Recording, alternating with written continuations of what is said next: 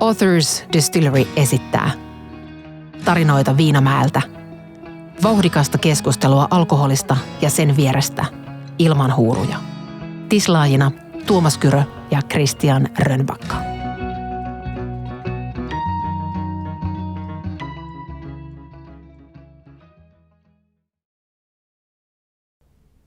Rölli, tervetuloa. Kiitos. Kuka sinä olet? Mä oon katsonut monta viittaa.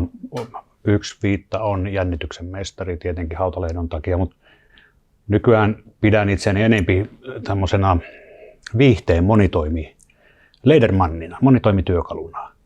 Olen tehnyt kirjoja erilaisia. Sitten on Hautalehto mobiilipeli on kehitettynä. Tislaam-hommia. Hautalehto kalja on tulossa, siis olut. Tai mä oon Pohjanmaalta, mä puhun aina kaljasta vieläkin. Ja sitten on TV-sarja ja muuta, niin eikö se nyt ole joku monitoimi? Vähintään 7 ottelijaa. Joo, sekatyömies, viihteen sekatyömies. No mä oon kirjailija, joka putosi 14-vuotiaana kiljuämpäriin ja se antaa mulle oikeuden istua nyt tässä. Joo, musta vyö laakista. Kyllä, melkein hukuin. Authors Hour, keskusteluohjelma. Kyllä. A-studion veronen. Suoraan informatiivista viihdettä. Ja meillä on kunnia saada vieraaksi mies, joka on vienyt melkein kaljan R:lle ja Madonnalle.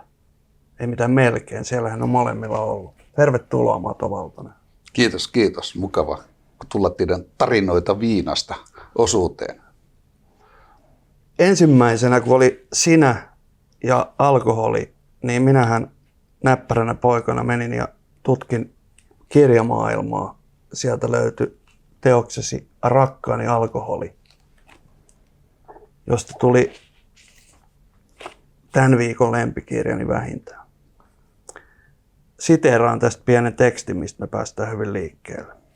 Sä kerrot siinä asiasta, joka on aika monen kohdalla totta, mutta me ei ehkä ajatella sitä, että olisiko meitä edes olemassa ilman alkoholia. Sä kirjoitat tässä siinä muodossa, että sä kerrot rakkaallesi alkoholille. Ja se menee näin. Suurta osaa heistä ei olisi olemassa, ellei olisi jossakin vaiheessa rohkaissut heidän isiään hakemaan heidän äitejään tangon pyörteisiin ja siitä sitten kiimaan nostattavien huikkien jälkeen estottomasti tositoimiin. Näinkin sinut silmissäni rakkauden nuolia joka suuntaan ampuvana aamorina. Kuinka monta suhdetta olisikaan jäänyt toteutumatta, jos et olisi laittanut peliin vauhtia? Aika kaunista. Onko teillä kokemuksia siitä? Onko suhteet, lähteekö ne tuolla alkuperäisellä liukasteella liikkeelle? Kyllä, ja tässä esitetään sinä olisi alkoholi, jolle puhutaan tuossa kirjassa. Puhutaan alkoholi on hän siinä tavallaan. Mutta kyllä ainakin omat aika monet valloitukset nuoruudessa, niin ne on mennyt sujuvammin, kun on pikkusen otettu huikkaa, koska kyllä se suomalainen perusluonne kuitenkin on aika karu niin omalla lailla, että ei helposti lähdetä lähestymään, että se vaatii sen, ei kaikilla tietenkään, mutta aika monilla se on vaatinut sen pienen rohkaisun siihen alle.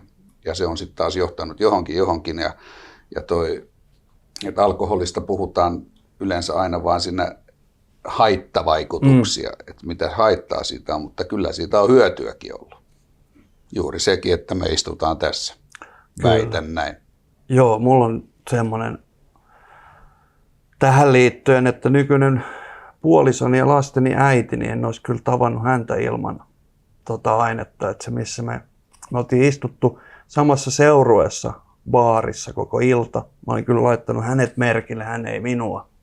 Sitten mentiin jatkoille yöjunalla ja sitten mä näin paikkani tulleen, koska joku oli yöjunan vessassa oksentamassa. Se oli hän, lempeni valittu. Menin kysymään, että onko kaikki ok. Hän sanoi mulle, että painu sinä jätkä vittuun. Ja niinhän siinä sitten kävi. Okei, no mä oon kyllä todella tylsä, että mä oon taas niin kuin selvinpäin. päin, että ei ole niin kuin mitään puolustuksia. Joo. Et valinnat on tehty selvinpäin, mutta onhan aina puhutaan, että kuinka paljon ihmisiä tapetaan viinan vaikutuksen alaisena, mutta kyllä tilastollisesti enemmän pannaan alulle kuitenkin. Ja onhan se, mä en näe sitä niin siunattuna tilana, mä näen sen myöskin niin kuin placebona, että kun sä olet ottanut vähän, niin sä olet humalassa, sulla on lupa kertoa ja sitten niin sulla on vähän lupaa mokata ja se ei ole niin totista. Ja sitten taas kun kelaa nykymeininkiä, kun ihmisillä hän on aika kovat kriteerit. Eli on ulkonäköön, varallisuuteen ynnä muuta, jopa tehdään listoja. Näitä ihmisiä kutsutaan sinkuiksi hyvinkin pitkälle, niin siellä taas tapahtuu tämmöinen positiivinen, ehkä pieni tason laskeminen, koska siellä on kuitenkin pariutumisvietti taustalla ja otetaan sitten se vähän ohuempi tukkanen, lyhyempi, vatsakkaampi Burt Reynolds sieltä mukaan ja huomataan, että tämähän on ihan kiva ihminen.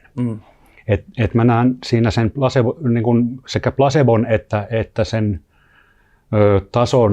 tasoahan joutuu jossain vaiheessa laskemaan, että sen saa niin kuin oikeasti kohtaamaan totuuden kanssa. Et tälleen mä näen tämän liukasteen. Tuo plus-miinus-tilasto on kyllä mielenkiintoinen tosiaan, että jos siitä olisi dataa, että kuinka paljon kuolee alkoholin seurauksena ja kuinka paljon syntyy. Joo.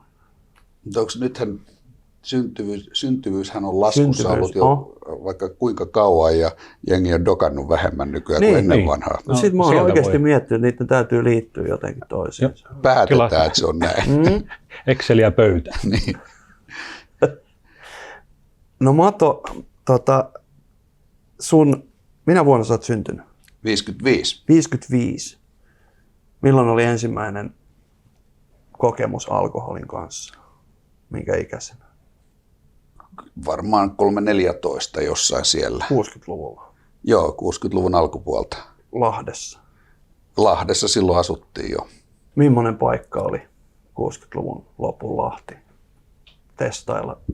No sehän Lahti oli sellainen, että siellä oli tällä jengikulttuuri, oli kahdenlaisia ihmisiä, ammattikoululaiset oli rokuja ja oppikoululaiset oli poppareita ja ne oli aina napit vastakkain ja siellä oli sellaista vähän, viikonloput oli aika levottomia, sitten niitä aina kun nämä kohtas, niin oli niin kuin... Kumpi sä olit? Mä olin oppikoululla, mä olin poppareiden puolella ja ihan erilaiset pukeutumistyylit, kaikki mitä liian, mutta sitten ne ensimmäiset kännit olimme Chapa Kajala, joka oli liippareiden perustajia ja myös alkuperäisiä, niin hänen kanssaan me ostimme kulmille mentiin silloin, sanottiin mennään kulmille, että silloin oli näitä spurkuja, mitkä sitten hakupalkkiota vasta Alkon nurkille mentiin siis seisoa ja ne haki sitten sulle pullon sieltä, niin ostettiin Karjala viinipullo ja sitten me lähdettiin kaupungille, nuoret pojat ja siinä matkalla Pururataa pitkin käveltiin jalkarannasta ja dokattiin se ja sitten kaupungille oksentamaan ja surkeakuntoisena takaisin kotiin, mutta se oli aikamoinen tällainen pyörryttävä kokemus, sanotaanko näin, että se ihan sellainen niin kuin sekasi. Niin. Mulla oli ystäväni vanhempien kellarista löytyi sellaista kuin kriikunaviini, itse tehty. Mä en edelleenkään tiedä, mikä on kriikuna. Se on joku puska, johon tulee joku marja. Niin, ja sitten se käy. Se oli just se, että se nopeasti huivii jossain metässä ja sitten Helsingin puistolan Osterille pyörimään tukka sekaisin ja vähän liian aikaisinkin päivällä 13-vuotiaana. Ihan hirveän makusta ja oksennus maistui vielä pahemmalta. Mutta silti jotain siinä oli, että se piti toistaa. Mites sulla? Mä sain niin sanotun pikakurssin. Serkkupoika Tommi niin löi jossain viihdyntäalueella tanssipaikkoja, ne oli siihen aikaan Pohjanmaalla nimeltään, niin kaikki perustui siellä logistiikkaan ja ergonomiaan, niin se oli kirkasta viinaa, koska kaljaa ei voinut raahata sisälle ja viini oli pahaa, jolloin muistan tilanteen, käveltiin hän korkkasi pulloa ja löi kouraa ja juo ja olihan se pahaa, mutta sitten kun jalat tuntuivat kevyeltä ja ajatukset kirkkaalta, niin olihan se kivaa ja onhan sitä tullut toistettua. Oliko Lahdessa, teittekö te itse kiljua tai? Myöhemmin se tuli sitten ja sehän johtui, että siihen aikaan alkoholin saatavuus oli hankalaa, se oli kallista eikä rahaa ollut oikein kenelläkään, niin alkoi kiljupöntöt käymään ja oli meillä sitten pontikkapannutkin jossain vaiheessa, että keiteltiin itse. Oho. Ja sitten oli... Jossain metässä? Ei, se oli kerrostaloasunto, mistä aina sisäpuolelta teipattiin kaikki ovenpielet ja tuuletukset ja ikkunat auki, että se haisee aika rankasti. Ja hyvä pannu oli, se tuotti hyvää tuotetta, mutta sitten oli tällaisia muistikuvia siitäkin, kun sitten taas sitä rahaa ei ollut oikeastaan koskaan. Niin meillä ei ollut rahaa ostaa landrinkia, niin koko aika tippuu, että sitä viinaa tulee, se on hirveätä, niin sellaisena tosi vahvaa tavaraa, niin marmelaadipurkki jostain ja sitten sitä ja vettä. Että kyllä sitä kekseliäisyyttä riittää. Eli likööriä. Niin, sitä tuli sitten. Menikö sitä myyntiin? Ei, me myyty sitä, että se oli ihan omaan käyttöön. Ehkä kaverille saatettiin antaa, mutta ei se myyntitavaraa ollut. Joo. Meillä oli se kilju. Sitä teki yksi tuttu ja tosiaan kävi sillä lailla, että se oli 100 litran ämpäri. Kylpyhuoneessa oli jotkut kotibileet ja sitten sen ämpärin päällä oli tiukasti pyyheliina. Ja mä luulin, että siinä on joku kova taso. Mä olin 163 senttiä, 45 kiloa täyttä rautaa ruosteesta sellaista, niin hulahdin sinne, tälleen taituin tuosta keskeltä ja olin siellä hetken aikaa kiljupönikässä. Siis tämä on totta, mä ajattelin, on tällainen kuvannollinen tarina. Mä kerron tämän, sitten mä pulputan siellä ja yhtäkkiä nousen ilmaan ja kuulen vaan kun saatana, koska se pönikän omistaja, joka teki sitä myös myyntiin, 100 litraa, 10 markkaa litra, niin se on aika paljon rahaa. Niin siitä sen tuotteesta hävisi mun vaatteisiin 30 litraa saman tien. Niitä sitten puristeltiin sinne. Mä jäin sille velkaa ja mä lainasin sen faijan Marlboro-verkkarit, kun mun omat vaatteet haisi ihan hirveelle. Mä ne päällä voinut mennä kotiin. Kävit sä suihkussa edes? Vai? Kävin suihkussa, mutta muistaakseni kohtasin niin kuin äitini 3 aamuyöstä siinä kerrostalon käytävällä. Se katsoi, että ei jumalauta, että jätkä tulee niin kuin... Lähti ihan normifarkuissa lenkkareista, tulee jonkun aikuisen miehen Marlboro-verkkareista takaisin. Mutta mä löysin siis jonkun ihmeellisen kalenterini siltä vuodelta, se on ollut 89 maaliskuussa, missä luki, mä oon sinne merkinnyt niin kuin vanha kansa merkkaa hiihdetyt kilometrit ja lämpötila. Mä olin merkinnyt niin kuin, juomani alkoholit ja pienet tapahtumat. Niin siinä luki, niin kuin, että 0,5 pulloa kossua, 5 kaljaa, putosin kiljuämpäriin, he. Sehän oli sitä päivämääräkin tallessa. Kyllä. Sitä aikaa, kun niin kovat ukot niin pystyy juomaan koko Alkon hinnaston niin kuin päästä päähän. Et sellaisikin oli. Mä löysin yhden todella vanhan hinnaston. Tyhmä olin, kun en ottanut mukaan sitä. Olisi ollut kiva siterata, mutta tehdään siitä oma ohjelma. Tehdään. Toi kiljunteko, se on varmaan kuuluu meillä geeneihin ja itse muistan, että minun kaapissa pöhisi riisiviinaa. Okei. Riisissä on sake ja se on sakeeta. Siitä tulee semmoista harmaata kuraa, mikä on täysin epäkeskoa, mutta kuitenkin kun meillä on tämä pieni päihtymisen toive jossain, niin sitä kiskottiin ja tämä oli semmoista petollista, että siinä oli hirveän pitkä viive siitä, että se viritetään ja ei toimi ja sitten sitä vedettiin ja sitten seuraavassa kuvassa olet talon katolle ja mietit, että hetkinen, että taisi sittenkin toimia. Sitten niin silleen kivipaperisakset, kumpi menee ekana alas vai mennäänkö ollenkaan. Ja sitten minähän kiistän väitteet siitä, että vanhat mestarit Pohjanmaalla, nuo oivat miehet rosteripannuineen olisivat opettaneet minulle kaiken sen aikaisesta kotipoltosta. Että tämä väite, jos sitä on joku väittänyt, niin minä kiistän sen jatkossakin, koska itsekriminointisuoja on olemassa, vaikka teot olisivatkin vanhentuneet, mutta hyvä se oli. No sitten 60-luvun, kun 80-luvulla itse kun aloittelin tämän tutustumisen, niin elettiin vielä tosi jähmeätä aikaa alkoholin suhteen. Sen takia niitä piti keitellä ja niin kuin tutustua tuolla äärimmäisesti. Mä väitän, että se johtuu siitä, että mitä kielletympi se on, niin sitä niin kuin hölmömpiin ratkaisuihin päätyy. Mutta miten silloin niin kuin Kekkonen ja Sääntö-Suomi aivan voimissaan, niin millaista se oli vielä täysi-ikäisenä sitten, niin kuin saatavuus, dokaaminen? No silloinhan dokattiin todellakin humaltuakseen ja se oli ihan niin kuin bändeissä kaikissa oli täysin normaalia. Se oli ihan niin. asiaan kuuluvaa ja bänditkin esimerkiksi, jos ne meni lavalle ja jos bändi ei ollut vähän päissään, niin yleisö saattoi olla vähän pettynyt. Oikeasti? Ne ei ole nyt niin kuin rempseitä, ne ei ole niin kuin meno päällä.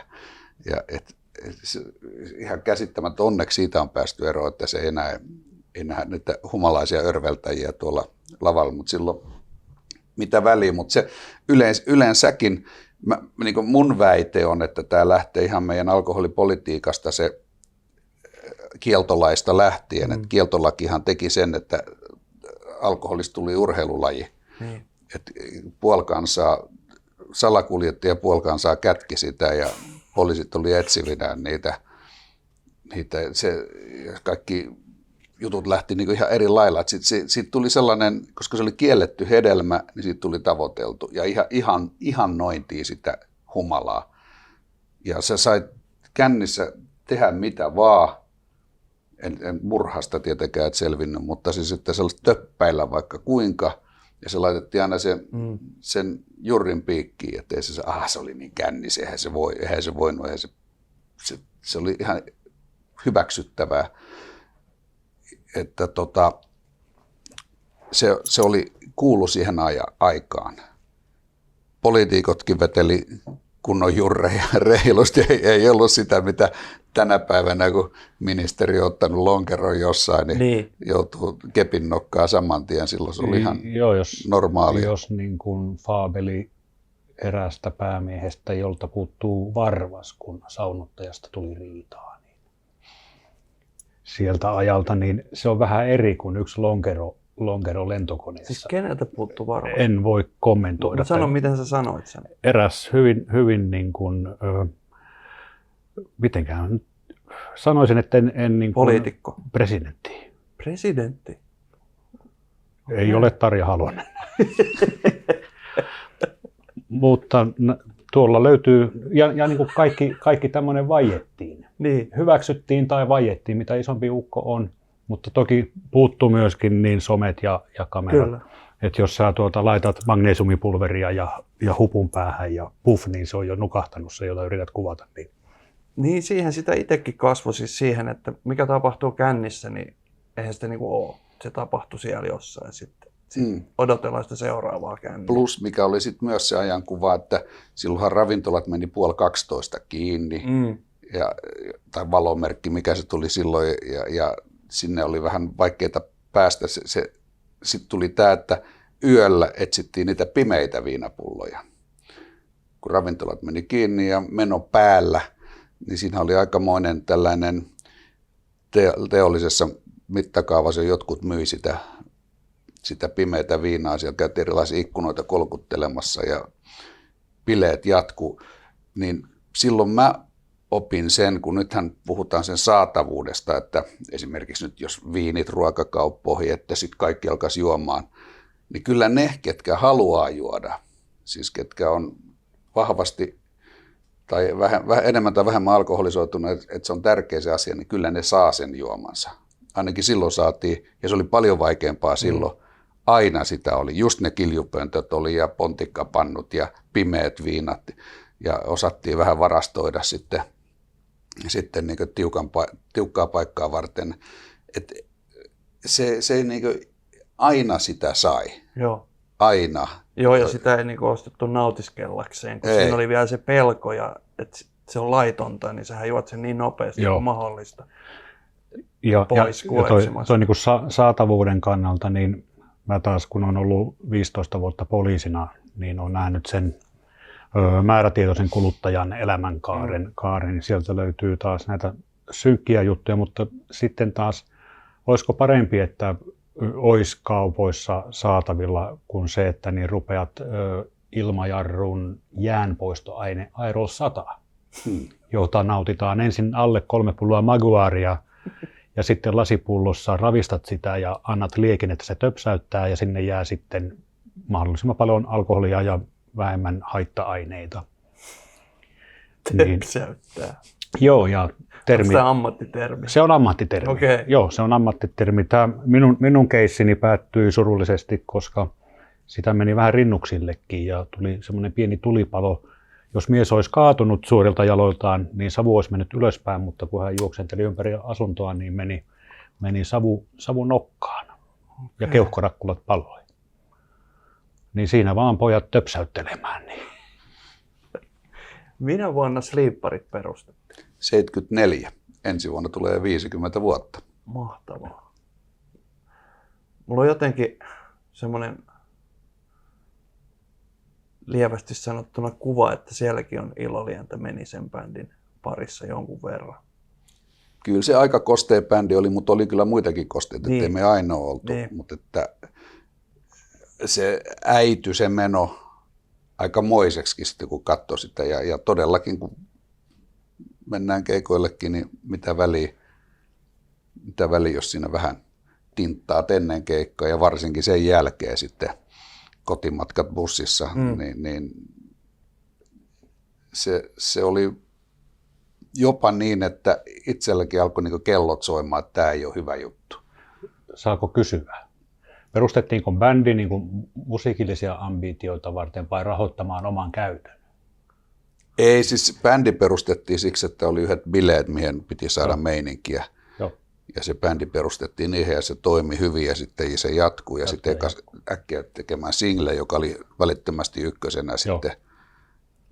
Kuka mitä hä. Joo. Just. Ja se niin sitten laittoi, että yhtäkkiä yleisöennätyksiin minne ikinä menetkään. Minullakin on ollut tämä C-kasetilla. Mm-hmm. Oliko yleisö siihen aikaan myös humalassa? Kaikki. Joo, että se oli myös semmoinen vapautumisriitti se koko tapahtuma kaikille. Niin kuin se kuului siihen aikaan. Se oli sellainen, että se on meininkiä ja otetaan vähän huikkaa. Mistä se tuli se, oliko bändeille, bäkkärillä, oliko bäkkäreitä ylipäätään olemassa? Bändeille ei tarjottu mitään, ei yhtään mitään. Ja ne oli hirveitä sellaisia koppeja jossain ne takahuoneet, vetosia raakalautahuoneita yleensä. Ja sitten jos sulla oli itsellä joku pullo, niin järjestäjät yritti ratsata sitä, koska sopimuksessa lukee, että ei alkoholia. Ja sitten ne pystyi vetoon, että ne ei maksa bändille, jos bändillä on viinaa. Tarkoitushakuisesti etsittiin sitä, ettei tarvitse. Joo, no siis jotkut oli sellaisia, että kyllä oli Pohjanmaalle kerran Mietaan nuorisoseuran talolle ajettiin iltapäivällä perille ja joku otti kassista lonkeron pullon siihen pöydälle. Siellä roudarit kasailee kamoja, se oli ihan siihen pöydälle ja sitten sinne tulee yksi paikallinen järjestysmies tulee ja katsoo, ne näki sen ja lähti saman tien. No menee vähän aikaa, tulee poliisit. Ja sitten se tulee, no opastaa, täällä sitä on sitä kiniä, niillä on sitä kiniä tässä.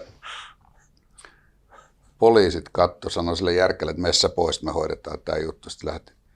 tämänkö takia me ajettiin 30 kilometriä tänne. Sanoi ne poliisit siitä, että voi jumalauta, laittakaa nyt kassiin se.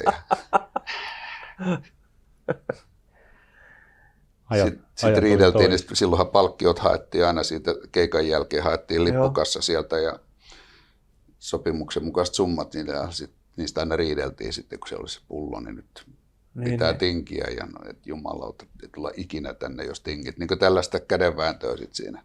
Kerrotaan kaikille bändeille, että tänne ei kannata tulla, jos alat nyt suuta soittelee.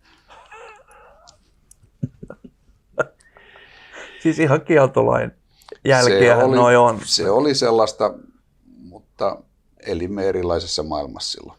Joo. Hienoa, että sen on nähnyt. No aivan varmasti. Siis, mä katselin sitä, niin ketkä sen alun perin, ketkä perusti sen? Montako teitä oli? Mikä oli eka koko? Siinä oli, silloin disco oli uusi asia ja oli tullut katakombidiskot oli sitten, niitä oli Lahdessa, Helsingissä, Kotkas, Imatralla, missä niitä oli. Niin nämä ihan mun lapsuuden tai nuoruuden kaverit, niin niistä tuli DJ:tä yhtäkkiä. Mäkin yritin sitä, mutta mä en ollut niin hyvä, niin mä en päässyt jatkoon tavallaan. Mutta nämä ihan kenen kanssa aikaani vietiin, niin ne olikin yhtäkkiä tosi suosittuja DJ:tä. Ja ne DJ:t pani yhden show pystyyn jotkut bileet. Ja sitten ne otti tällaisen bändin, 4-miehisen bändin siihen taakse sitten, niin ne ottaa musaa, niin kuin Shanana oli se bändi, niin se oli esikuvan, että sen tyyppinen show. Ja siitä se lähti. Mä olin ekalla keikalla roudarina, koska mut valittiin heti roudarissa, koska mä osasin vaihtaa tällaisen kelamankkoja oli silloin. Kelamankka, mä osasin vaihtaa patterit siihen. Mä olin pätevä roudari. Paikka on teidän. Mutta ekalla keikalla olin jo lavalla, esitin pitkät kalsarit jalassa, yläruumis paljaana, akustisella kitaralla itseäni säästäen Juise Leskisen kappaleen Marilyn. No, sitten tuli ihan älytön ilmiö, hirveä menestys. Ja bändissä myös siellä oli kaikenlaisia muusikoita, joku Albert Järvinen, eikö ollut? Oli. Dave Lindholm. Kyllä. Niin kuin miten ne päätyi siihen? Oliko se niille joku? No Dave oli eka tällä iso nimi, joka siihen sitten jostain se vaan sitten sille tavattiin ja se bändi katoi ja Dave päätti sitten, että hän haluaa tällaisen rock'n'roll lomalle. Joo. Hän lähtee tähän sekopää-bändiin niin vähäksi aikaa pörräille ja sanoi, että hän ei ota yhtään sooloa, hän on komppikitaristi sitten vaan ja niin kuin, se viihtyi siinä aika hyvin, aika pitkään ja Daven kanssa silloin ystävystyttyikin on mun tällainen ehkä pisin ystävyyssuhde sellainen, mikä on siitä tähän hetkeen kestänyt, että ollaan koko aika yhteydessä, että ollaan pari kertaa viime viikollakin soiteltu. Ja se Dave tykkäsi hommasta ja Dave houkutteli Albertin sitten mukaan ja oli siellä Kisse Häkkinenkin oli jossain kohtaa bändissä ja oli siinä kovia soittajia pyörähteli koko aika. Teit sä jossain vaiheessa, luin jostain, niin se on se ratkaisu, että sä oot kuskina, ettei tarvi niin paljon juoda. Joo, se juominen oli tie sittenkin, että kyllä mä oon vähän perso sille alkoholille, että kyllä se mielelläni huikan otan ja se lähti viemään sitten niin vähän mukanaan se juttu. Niin sitten mä alan ajaa bussiin. Otan ajovuoron. Joskus tuli niin ekaksi, että mä nyt otan ajovuoron, ettei tulisi juotua sit sinä iltana.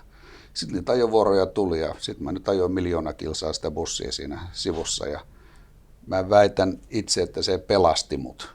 Niin kuin, että säästyi aika monelta 100 tukevalta humalalta ja ettei se imassu sitten kokonaan mukaansa se juttu. Mitä siellä bussissa tapahtuu, kun sä ajat sitä autoa siirtymä Pohjanmaalta Ouluun?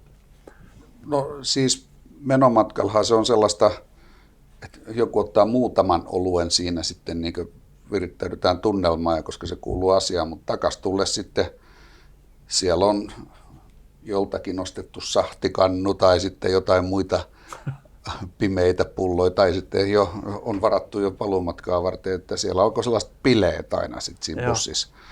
Että kyllä siinä ei se sellaista, että kaikki nuokkuisi ja nukahtelisi, että ajelet hiljaisuudessa, että kyllä sillä aika elämää siellä takana oli aina. Tuliko koko bändi ja roudarit samalla bussilla? Alussa. Sitten me jossain kohtaa vaihdettiin, että kun piti olla sit valtavat kamat, me niin lähdettiin siitä, että Sleepareilla on kaikista isoimmat kamat, niin sitten tuli kuorma-auto, mikä kuljetti tavarat ja roudarit, ja bändillä oli sitten bussi, mutta siellä oli sängyt siellä takaosassa. Mikä oli isoimmat vuodet Sleepareilla? Kyllä se oli aika samalla kaavalla, meni ihan siitä alusta siihen 89 saakka. Joo. Kun Leningrad Cowboys otti sitten vallan Sleepareista ja lähdettiin sitten ulkomaille kiertelemään, niin sitten se Sleeparit vaan niin samat jätkät, mutta eri asut Aivan. ja tötteröt päähän ja Joo. menoksi ja maailmalle.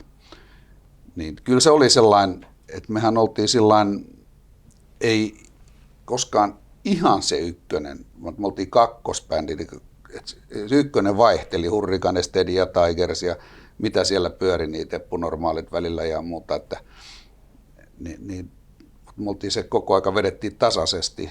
Siinä alkuvaiheessa oli kyllä yleisöennätykset joka paikassa. Niin. Oot sä nähnyt Sleepareita lavalla? Tavallaan minä olen. Tiedät paikan Evijärven nuorisoseuraa.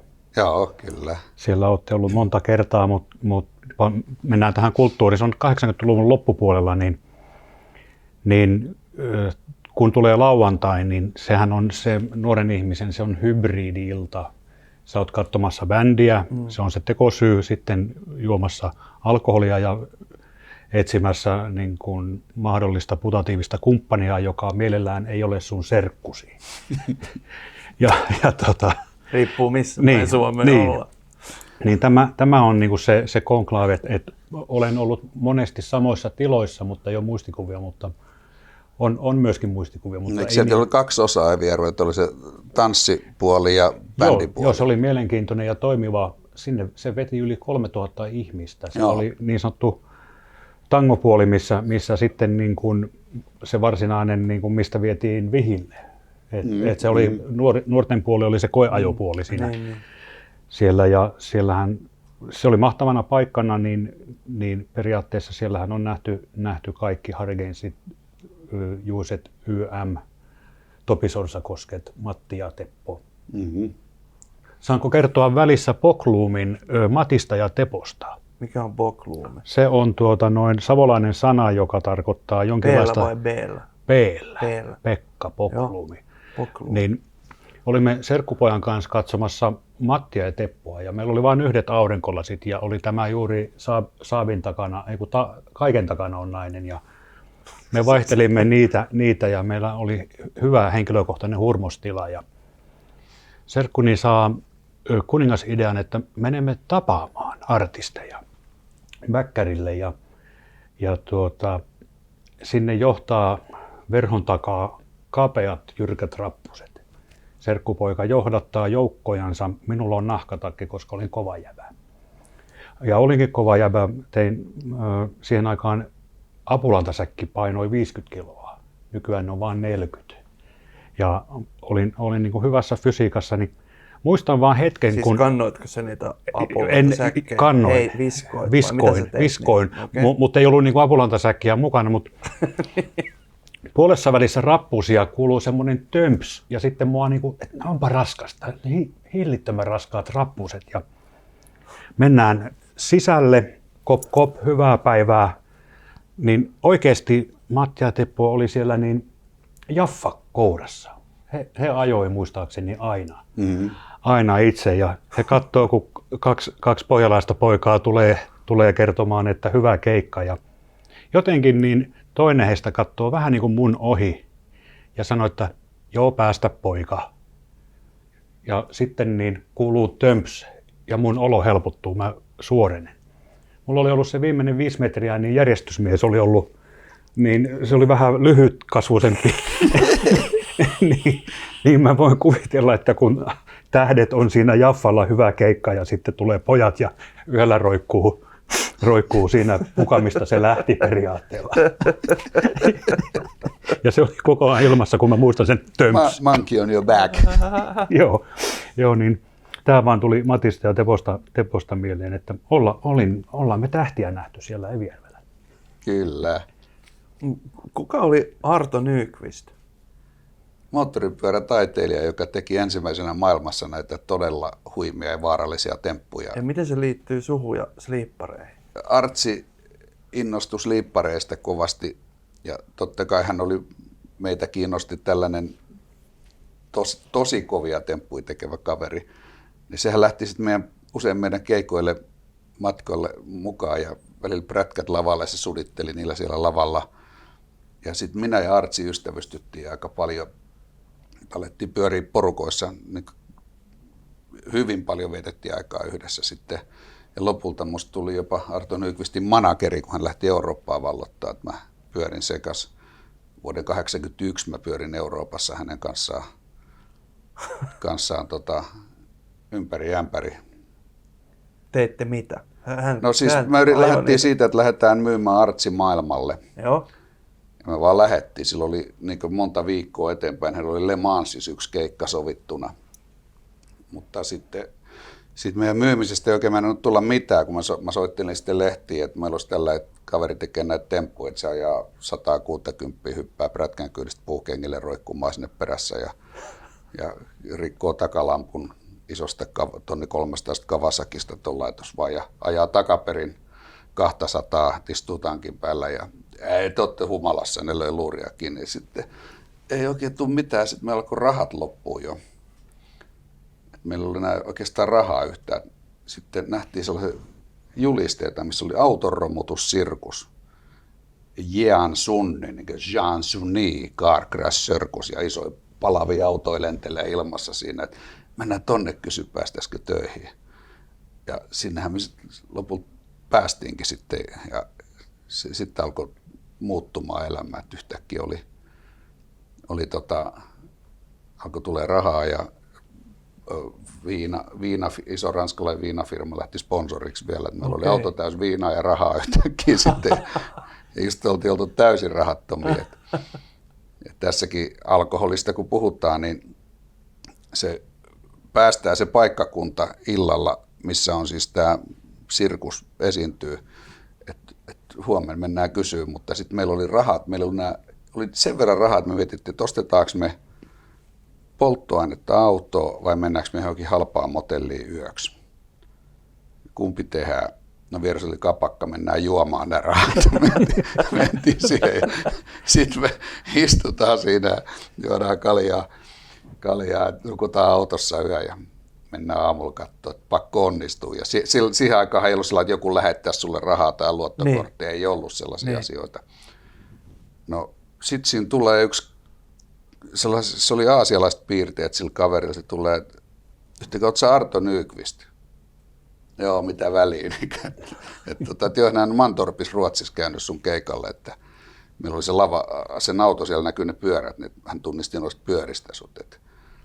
Joo, että hän on paikallinen Dragster-lehti, hän niin tällä kiihdytysauton-lehti, että hän kirjoittaa siihen juttuun, että voitaisiko tehdä haastattelua. No mikäs siinä, että se on ihan hyvä. Ja missä te olette yötä? Sitten me, sitten me kerrottiin tarjoa, että ei meillä ole yhtään rahaa, että ei me tiedetä missä. Hetkinen, se meni puhuu eilen miehelle siinä vieressä pöydässä, että tämä herra haluaa majoittaa teidät linnaansa. Joo. Tämä oli Chateau de Loire, eli Loiren linna, niin se paikkakunta, ja se oli just se chateau, minkä omistaja oli siinä. Sitten yhtäkkiä ollaan siellä linnassa, me tuodaan kaikki pyyhkeitä ja iltapalaa ja konjakkia siinä. Ja sitten se jätkä lupasi lähteä, se toimittaja lupasi lähteä seuraavana päivänä tulkiksi meille sinne sirkukseen, kun ei ne kuitenkaan puhu kuin ranskaa. No siitä vaan niin yhtäkkiä kaikki kääntyi ja ne heti palkkasi meidät sinne sirkukseen ja rahaa ennakkoon 10 000 frangia tuosta, että tuutte tänne varmaan, ettei kukaan muu saa teitä. Se oli sen verran rajuinen sen temput Artsilla kuitenkin. Sitten tuli se sirkuksen tähti ja muuta, mutta tässä taas oli, että mennäänpä juomaan rahat, niin kannatti. Rääsyistä linnoihin. Tuliko ne rahat keikolta tai tuossa tapauksessa, tuliko ne vaan niinku ruskeassa kirjekuoressa tai muovikassissa? Rahaa lyötiin tällä lailla siitä, että Se ei niinku, Ei siellä... Ranskan verottaja ei ollut siinä välissä. Ei, Ruvettu vaivaamaan pikkusummilla. Niin, joo. Hanskalokero tungettiin fyrkkaa sitten. Mutta tämä niin kuin, mitä Arto oli Suomessa, niin vaikka ei ollut somea, kun sä kysyt, että kuka hän on, mä tiedän ihan täysin ja tiesin nämä temput. Mä en ole nähnyt koskaan, mutta se on kerrottu suusta suuhun nuorten poikien kesken, että tämmöinen on, joku on nähnyt jossain kaukana ja tarina näistä suorituksista on siellä, jokainen niin mun ikäinen tietää, kuka hän on. Kato, sitten me päästiin sinne Le Mansiin saakka, se sovittu keikka, se oli 80 000 ihmistä katsomassa, niin seuraava päivä se oli 4 sanomalehteä etusivu. Joo. Tällainen jätkä kävi täällä tekemään temppuja. Oliko Suomessa etusivulla koskaan? Kyllä se huomattiin täälläkin kyllä silloin aikanaan. Oliko sulla käyntikortti Le Manager? Mato. Ei, silloin käyntikortti oli sellainen, mitä se ei ollut meidän juttu. Se ei varmaan auta, jos se soi Lahdessa se puhelin. Niin, 03. Ei kun 30, mikä se oli silloin se suunta.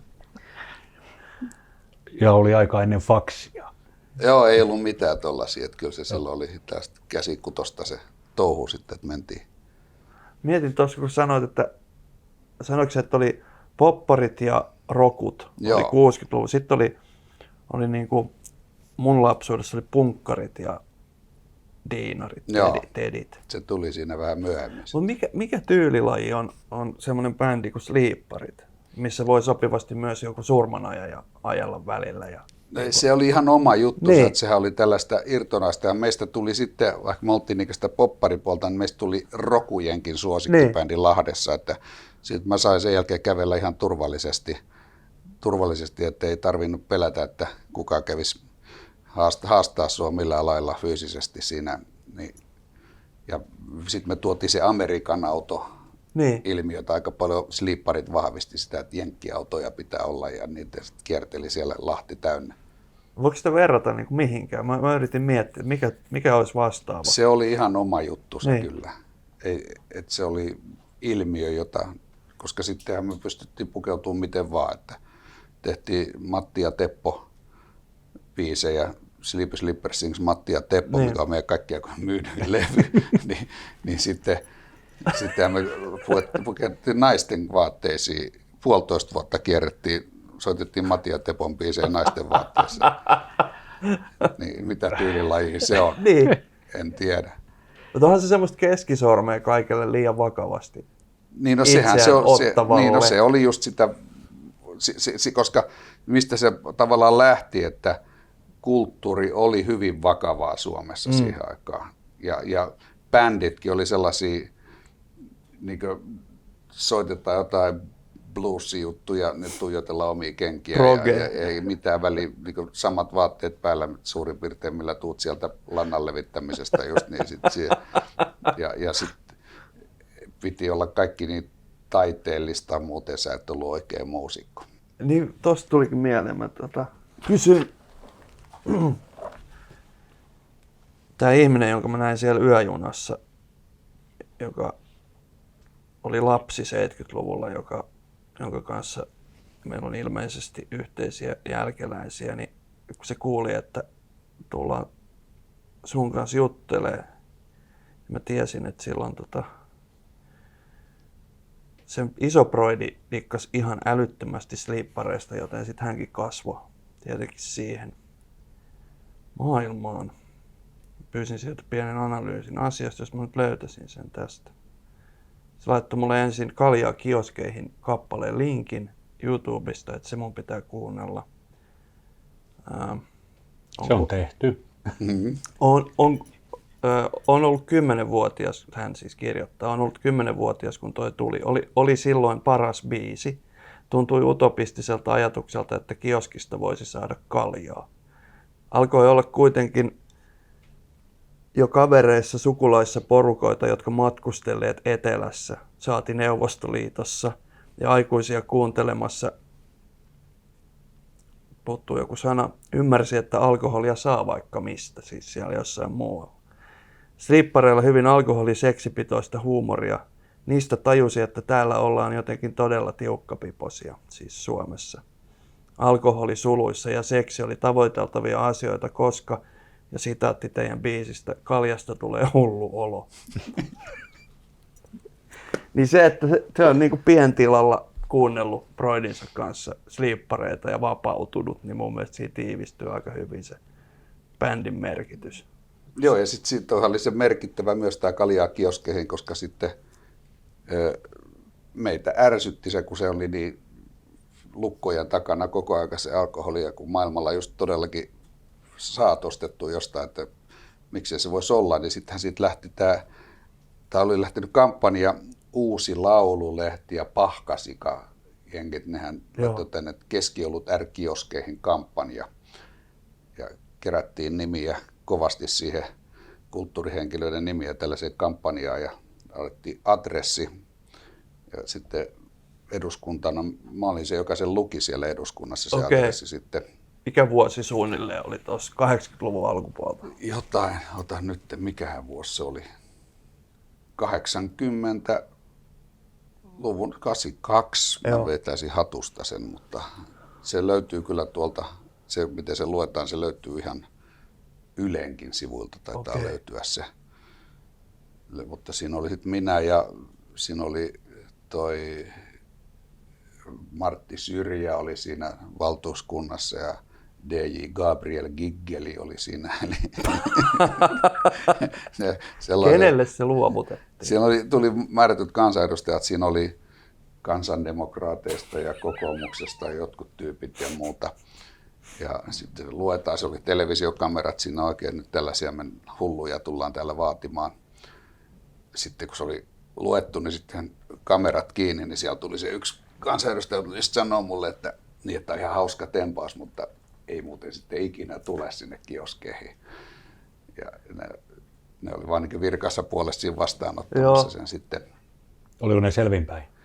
Oli, mutta oli ihan, siis ihan eduskuntatalolla, missä se luettiin. Ja sitten meni siinä, menikö siinä toistakymmentä vuotta ennen kuin se sitten tuli. 90-luvun kuitenkin se oli sellainen, se laittoi niin liikkeelle, että tämä saattaisi olla mahdollista. Tuntuuko siltä, että se voi olla koskaan mahdollista? No, kyllähän se sen ajan Suomessa oli, että Pahkasika-lehden toimittaja kirjoitti johonkin, että tämä ajatus tuntuu yhtä mahdottomalta kuin se, että saataisiin maapallon pyörimissuunta käännettyä toistepäin. Niin. Että niin tiukkaa oli Suomessa tämän asian kanssa. Joo. Siirrytään mainoskatkolle. Joo. YouTubessahan menet mainoskatkolle. Nimenomaan. Siirrytään mainoskatkolle ja jatketaan Maton kanssa Authors Hour -menestysteoksen toisessa jaksossa hetken kuluttua.